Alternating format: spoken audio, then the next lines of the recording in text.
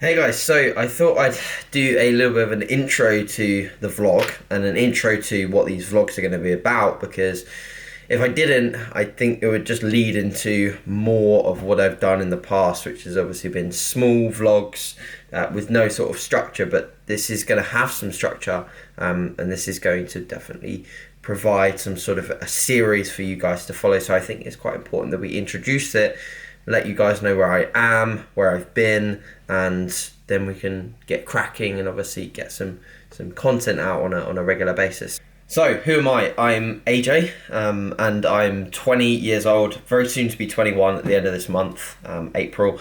So, I am a competitive natural bodybuilder. I've competed in 2014 and 2015, so those were both my two competitive years. In those years, I competed as a teenager within the BNBF, the MPA, and the UK Drug Free Bodybuilding Association.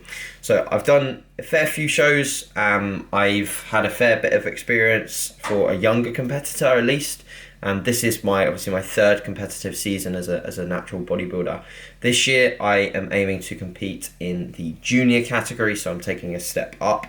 I'm going to be competing. My first show is in August the 13th with the BNBF. So I am currently 16 and a half weeks out from that. I have been dieting for 10 and a half weeks. This video is obviously on a Wednesday, so 10 and a half weeks. It seems an arbitrary number, but it is actually exact. I've lost 12 pounds, 13 pounds so far, so I was fatter than this, believe it or not. Maybe throw up some sort of progress images here, just to give you an idea of how far I've come so far. And yeah, this video series is going to be an insight into what it's like as a competitive natural bodybuilder in terms of the day-to-day life, what I eat, how I train, how I program things. Alongside being a competitive natural bodybuilder, I'm also an online coach, so I coach athletes to the stage as well. So combining that is sometimes quite difficult to, I guess, manage stress and make sure that I'm staying on top of things for all my clients at the same time. So I'm really excited to share this journey. I think that it will be something cool for me to look back on, and obviously something cool for you guys to follow. And obviously, I just want to be real. That's what I want to be. I want to be someone that just puts out real content. I don't want to be like anyone else. I don't want to copy anyone else. I just want to be me and show you what it's like to be me when I'm dieting, and just always speak honesty to this camera. And at the same time, I want to be consistent. I want to put out at least one vlog a week. I'm not going to be doing daily vlogs or anything like that, because as soon as people do them, they quit because it becomes repetitive and boring. So I don't want to be like that. I want to just put out one or two per week and just stay consistent with that. So that's what you can expect, guys. I really do hope that you enjoy this series. And of course, if you ever have questions, if you ever have anything that you want to ask me, then feel free to ask in the comment section below. And thanks very much for being some of the people that have checked in for this first video. You don't know how much that means to me. It means a huge amount to have support and to have people wanting to watch these. And I can only hope that you learn and feel educated out of these. And yeah, let's get stuck into things, guys.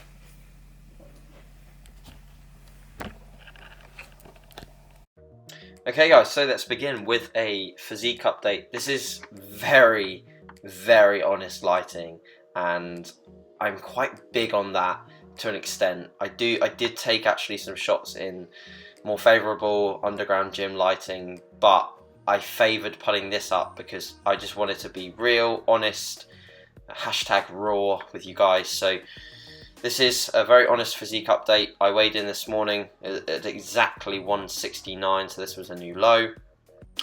This is literally with nothing inside of me apart from some water. So very, very, very flat, very pale, despite having sunbeds already. Like, I don't know, I just don't tan well at all, do I? I'm like as pale as a ghost.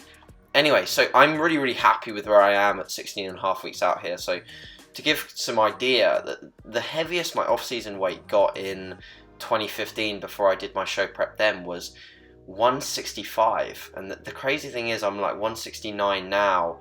I have decent lines in my quads. You can see me here hitting this front double bicep pose, which I'm actually really happy with at the moment. You know, my midsection is tight. I'm not looking too fluffy. Bear in mind, again, this is just like the window is straight on me, and the room is obviously very bright and light. I'm very pale, so this is like the worst environment I could potentially look. So it's nice to see that things are coming together. Front lat spread has always been a pretty strong pose for me. I'm just, yeah, like I said, really happy with how things are going. I think that from 2015, there's been some stark improvements, man. Like, this side shot was weak as hell for me in 2015, but now it looks like I've got like almost horse hamstrings. I've been absolutely pummeling away at the stiff leg deadlifts, which you'll actually see. I've got some leg footage coming up soon for you guys, so stay tuned for that. You'll see sort of a lower body workout, so you'll see what I've been doing to grow these wheels, I guess. Side tricep, I'm still trying to sort this pose out. So I'm wondering as to whether to hit it usually or hit it with my leg back. So I'll probably do a variance of that and open the floor for comments as to what you guys prefer. This, I royally fucked up. My angle was off. I was not facing the camera. My back's actually pretty decent. It's quite lean, but this shot really doesn't do any favors. I just held it like horrifically wrong. And I knew as soon as I hit it, I was like, fuck. That's awful, you know, that's not going to look good. But still putting it up. Lat spread looks good. Lower back and my entire upper body seems to come in pretty damn fast. My lower body takes much longer, but I'm very happy with how my quads are looking, which is quite encouraging at this stage to see that there's some lines there and some striations. Now it's just playing the waiting game and keep losing until we see some glute striations and hamstring striations. Thanks, guys.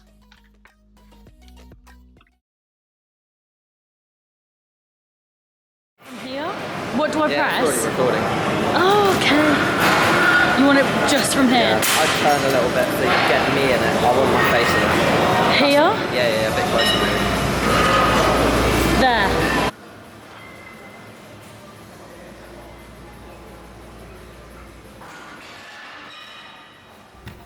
So, a really good lower session tonight. I went in today feeling like hella odd, hella weird. Sunday night, so it's Tuesday today, what is it? Tuesday 11th of April. So on Sunday evening I had just a really weird night of sleep, and I just didn't get enough, basically, to cut to the chase. I got maybe like 3 or 4 hours total, whereas I usually get maybe 7 or 8. And what happens with me is, like, weirdly enough, the day after that I feel fine, so I feel good, and then the time it hits me is maybe 1 or 2 days post, 2 or 3 days post the bad night of sleep. And it hit me today like a train on rails, yeah.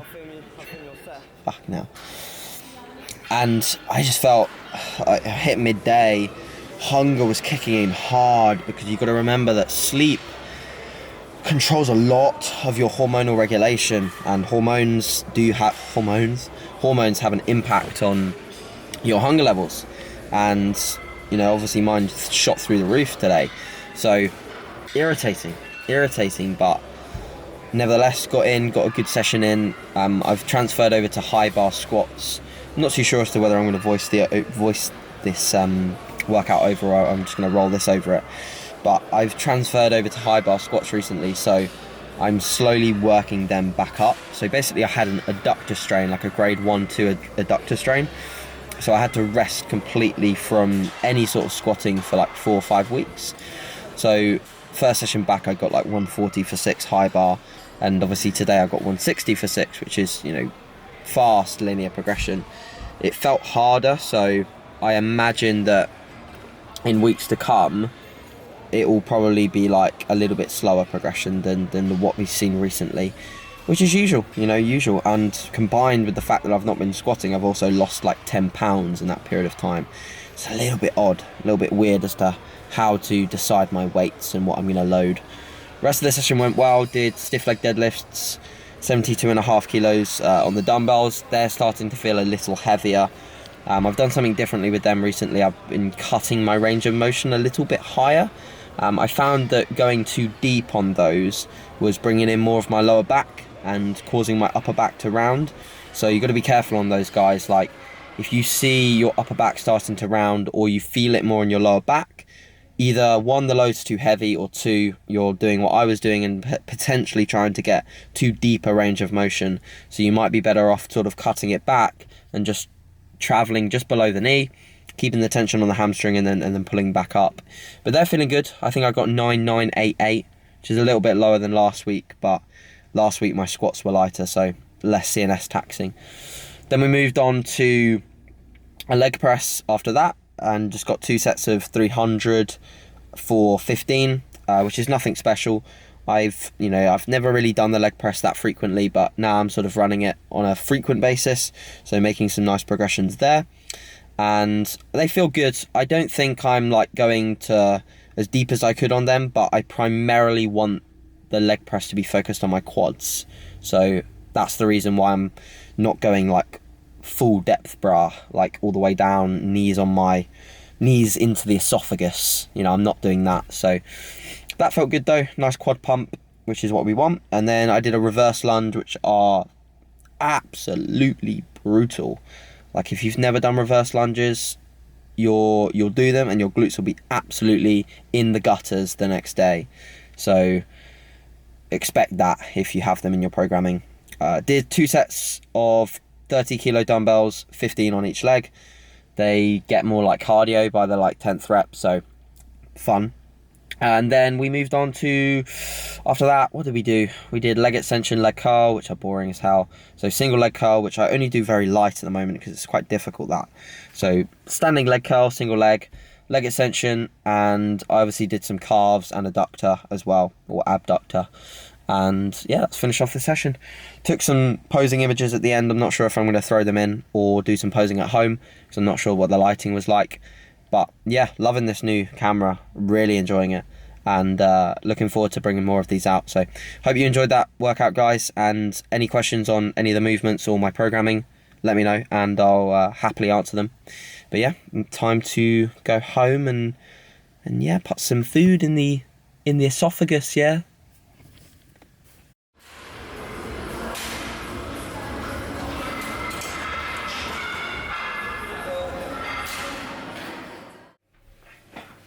Whoa, it's bright, man.